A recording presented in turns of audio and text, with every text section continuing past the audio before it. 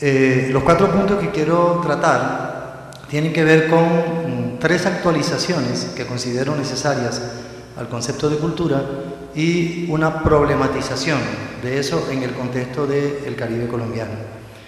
La primera arranca de la revisión etimológica que nos recordaba Jesús, yendo un poquito más allá, ¿no? No solo se trata de la cultura como cultivo de la mente por metaforización, sino además de las bellas artes y las letras como las herramientas para el cultivo de la mente.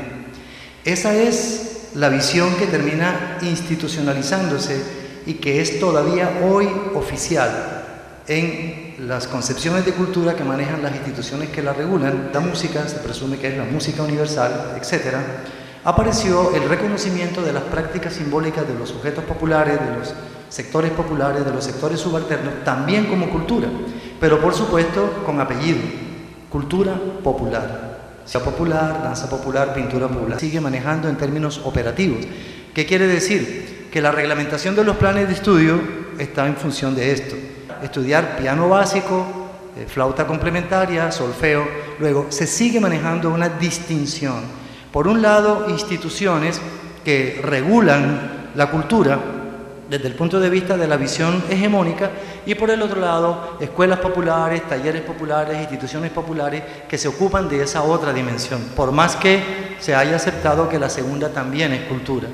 Y hoy, si bien los espacios de la cultura culta y de la cultura popular siguen siendo muy claros y muy definidos, ambas necesitan, para sobrevivir, circular a través de las redes mediáticas.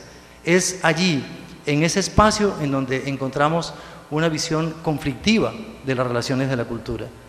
Alejandro Grimson, retomando la idea de otros autores, sociólogo argentino, nos recuerda la idea de la cultura como un espacio de conflicto en el presente o en el pasado. Dice que toda cultura que tiene algún grado de homogeneidad ha sido el producto de luchas en las cuales ciertos sentidos, ciertas prácticas simbólicas se han instalado como dominantes con exclusión de otras que no caben en ese reparto. En esta dimensión conflictiva de revisión de la cultura necesitamos hacer una actualización. No podemos seguir viviendo lo que me gustaría llamar una esquizosemia, es decir, el manejo esquizoide de las divisiones de tipo práctico, de tipo institucional y de tipo conceptual entre los espacios de producción, circulación y desarrollo de las prácticas simbólicas. ¿Qué es lo que consistiría esa esquizosemia? Que por un lado están un ministerio de la cultura, unos institutos de cultura, etcétera, ocupados de las prácticas simbólicas reconocidas como cultura, ya sea en el sentido de las élites culturas hegemónicas o en el sentido de las culturas populares. Y por otro lado, otro ministerio, otros institutos, otras empresas, otras instituciones, otros pensadores con el tema de la cultura como comunicación. La comunicación hoy es cultura. La cultura hoy es comunicación. No hay manera de romper lo que en la práctica rebasó las distinciones conceptuales que hemos estado manejando durante mucho tiempo. Se está produciendo un desfase, y es que el discurso académico cada vez nos muestra más las indisolubles ligazones que hay entre las instancias mediáticas de circulación, producción muchas veces y consumo de los bienes simbólicos que consideramos culturales y lo que en la práctica están haciendo la gente. Estamos viviendo la preocupación, somos los que estudiamos el fenómeno, porque el desfase se está dando entre el concepto que maneja la academia y la conceptualización que maneja el trazado de políticas culturales. Hay que romperlo de alguna manera. El segundo tipo de actualización que necesitamos, creo yo, tiene que ver con la separación que también se maneja a nivel de una esquizosemia entre lo que consideramos la práctica educativa y lo que se consideran los universos culturales y de comunicación. Cultura, comunicación y educación hoy han trasvasado tanto sus fronteras que cuesta trabajo entender cómo todavía las seguimos regulando desde instancias institucionales separadas.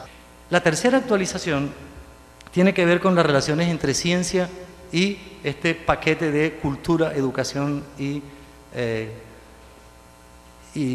comunicación. ¿Qué pasa con la ciencia? Que hoy por hoy el instrumento de la digitalización y el instrumento el uso de la imagen ha convertido prácticamente toda la experiencia cultural, comunicativa y educativa en una experiencia sensible. Pero hay otro nivel del que se habla menos o que incluso no se considera en las cifras cuando se estudia la globalización, y es la globalización que me gustaría llamar horizontal, esa que se da de grupo a grupo, de sujeto a sujeto, que nos está interconectando en redes de opinión, en grupos de amigos.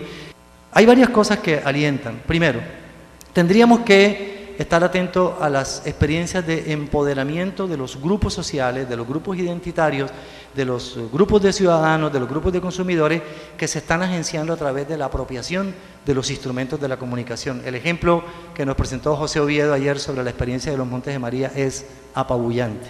Procesos de empoderamiento de las propias comunidades. En las anteriores 8 intervenciones, vamos a cerrar con una conferencia de Jorge Fernández León. Nuestra oportunidad desde este proyecto era la de aprovechar las geografías cambiantes de los centros y los márgenes, que por suerte dan oportunidad a lugares pequeños para convertirse también en lugares visibles, si somos suficientemente inteligentes como para aprovechar aquello que nos hace diferentes.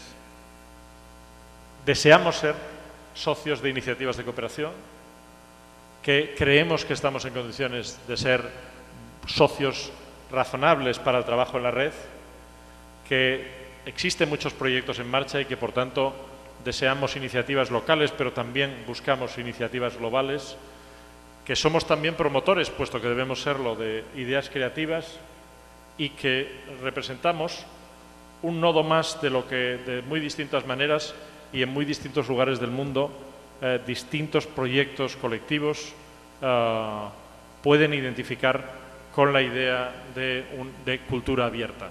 Un espacio en el que naturalmente todos ustedes están invitados a entrar en la red, pero también a entrar con iniciativas, y bueno, para el que yo naturalmente me ofrezco encantado para ser su interlocutor, puesto que seguramente habrá algunas cosas que podamos hacer juntos algún día.